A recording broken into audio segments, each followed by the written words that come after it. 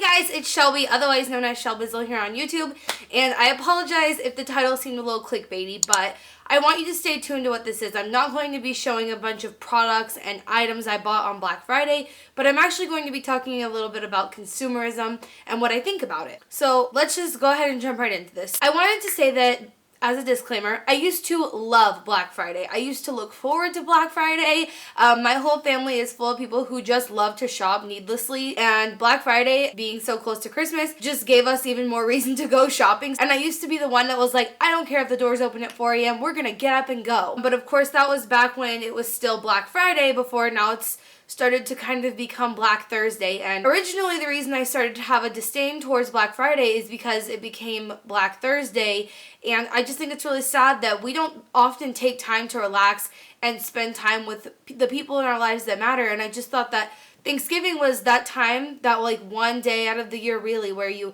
come together to celebrate each other and just be around each other. And it made me really sad that they were starting to encroach on that family time. So not only did I used to be like the biggest fan of Black Friday, I used to be a huge consumer. In high school, I've mentioned it in a video before, but I used to never repeat an outfit. In high school, I never wore the same outfit twice.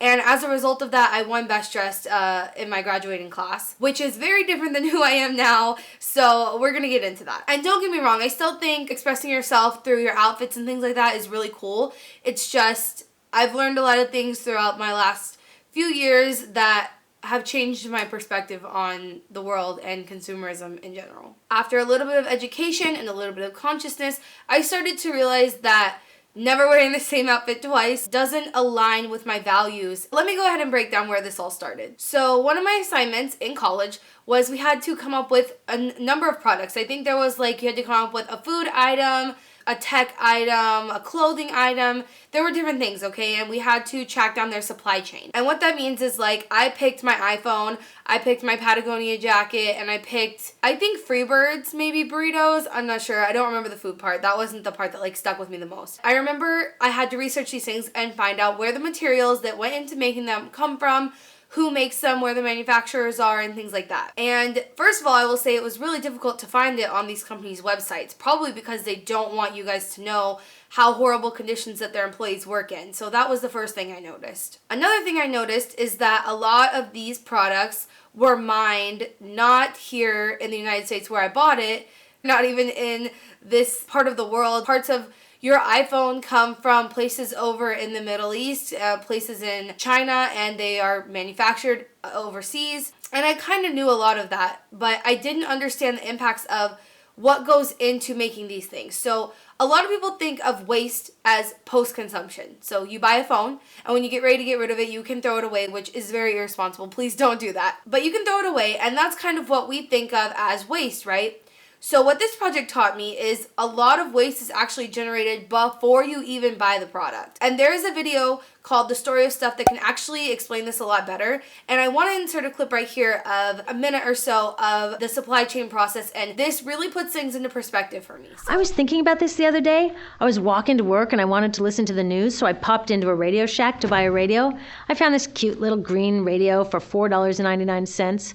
I was standing there in line to buy this thing, and I was thinking, how could $4.99 possibly capture the cost of making this radio and getting it into my hands? The metal was probably mined in South Africa. The petroleum was probably drilled in Iraq. The plastics were probably produced in China.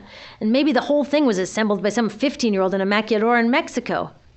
$4.99 wouldn't even pay the rent for the shelf space it occupied until I came along, let alone part of the staff guy's salary who helped me pick it out, or the multiple ocean cruises and truck rides pieces of this radio went on. That's how I realized I didn't pay for the radio. So who did pay? Well, these people paid with the loss of their natural resource space. These people paid with the loss of their clean air, with increasing asthma and cancer rates. 30% of the kids in part of the Congo have dropped out of school to mine coltan, a metal we need for our cheap and disposable electronics. All along this system, people pitched in so I could get this radio for $4.99. So after we completed the supply chain assignment, we did watch that video, and that video just took everything that my worldview was and turned it upside down. And it was just so much that is happening on a daily basis that you're taking a huge part of. You are putting your money towards that you don't even know is happening, and that blew my mind. And so that day I realized no matter how much I recycle, I'm never going to be able to be a consumer and reduce my waste in the way that I feel is impactful and meaningful as an environmentalist. And once that happened, I changed everything about my consumption habits. I stopped buying things at Walmart. I started looking into all the brands of everything I bought, all my soaps, my shampoos, my makeup, my clothing, toilet paper tissue I would buy, and all those sort of things. I looked into everything before I bought it. I started going to my farmers markets to get food. I started buying things on Etsy if I needed something that was like a materialistic type product. I started only shopping at thrift stores, and it just exploded from there. My whole life changed. And because of that, I started valuing things more about nature. I started valuing open spaces, and I started valuing clean air, and I started valuing things that have an intrinsic value that make you happy without having to spend your money on it. But even as my value system was changing, I couldn't avoid the bombardment of advertising that is in this society. I mean, I would drive down the road and I'd see billboards, and I walk into a grocery store and I see flyers, and I walk across campus and I see more flyers, and I get on Facebook and I see ads, and sit down to watch the news and I see advertisements. I mean, it's just always coming at you to buy, you need this, you need that. And more recently I've started to realize that I really don't like that. I really don't like that there are these manipulation tactics built into these ads to make me think I need something that I don't, and it just made me feel like they are trying to have more control over my mindset than I want anyone to have. I mean, just within the last week, I've gotten over 100 emails of things that these companies think I need to buy for Black Friday, and in reality, I don't need any of it. And so all these bombardments of advertising, I decided that's not the way I want to live my life. I don't want to have less money to spend on things that matter to me, like travel and healthy food and being able to give money back to my community. And I don't need more things occupying my home space. I mean, studies have shown that people who have more stuff in their home, their happiness levels are lower than people who have less things. So just because of the fact that I know that, I don't like to go out and buy things. I restructured my mentality. People used to live in this world with nothing but pots and pans and food and one pair of clothes. They never had this whole huge wardrobe of things. And ever since realizing that like people lived before we had all these things, and none of these things really bring value to my life. The next time I walk into a store and I see something I want and I get all excited about it and I buy it and I'm excited about it for a week, and then by that time goes by, I walk into a store again, and the cycle starts all over again with all these things I don't need, wasting money I shouldn't. I don't know how many people have that realization, because I only had it because I was an environmental major. And how many people dedicate their lives to the environment? Not that many. I think especially here in the US, we are looking for happiness and value in the wrong place. Things are not going to bring you happiness. They may bring you joy for a temporary amount of time, but how much joy is another shirt going to bring you just until you find the next one that you think you need?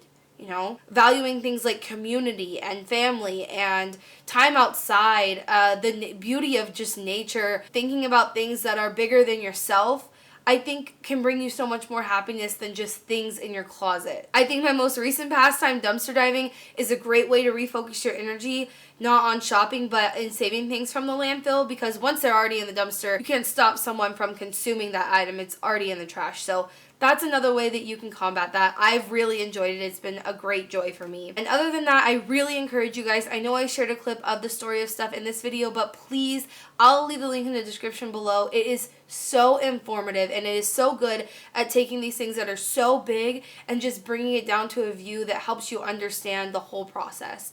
And I think that more people need to see it. And leave me a comment below if you've already seen it, and if you already know a lot of this stuff. Leave any tips you have for people who want to become more minimalistic, who want to consume less, and who understand the importance of not only the environmental aspect, but there are a lot of social aspects of people that are harmed in the making of our products that people don't even know about. And that's a whole nother video, and maybe I'll make it if you guys like this one. The most powerful thing I think you can do is vote with your dollar. Every single day, everything you buy, you are telling that company, I support you. I think what you're doing is good. And if you support companies and brands who are more fiscally, socially, environmentally responsible, you're telling the supply chain that that's what you want, and you're demanding that product. So keep that in mind. Something that we do every day, thousands and tens of thousands of dollars a year, we spend, and we get to tell producers what we want. So please take that into consideration. don't go needlessly shopping on Black Friday. I understand if there's something you need and you need to get a deal on it, you want to go buy it on Black Friday, fine. I'm looking into seeing a better camera for you guys for my YouTube channel, but just in general protest of Black Friday, I probably won't be purchasing it. And other than that, you guys, if you've heard of REI's campaign for Opt-Outside, that is so freaking exciting to me. I think that is so cool. I'll also link some information about that below. I would also like to say something that a lot of people think is cheesy, but be the change you want to see in the world. Do the things that you think the world should be doing, and not only will that be creating a demand like I was talking about, but people around you start to notice. You set the example for people like your friends and your family, and that's the best way to start. So, that's all I have for today, you guys. Let me know your thoughts in the comments below. How do you feel about consumerism? How do you feel about the economy? Are you shopping on Black Friday, or will you be protesting Black Friday? I think these things are really important to talk about. So, until next time, create the peace. Hey guys, so today instead of showing you a preview of one of my other videos, I'm linking these on the screen so that it's a lot easier for you to pick another video that you might want to watch. So either go check out a new video you haven't seen or go rewatch another video and leave me a comment. Make sure you subscribe to my channel, and I'll see you next time.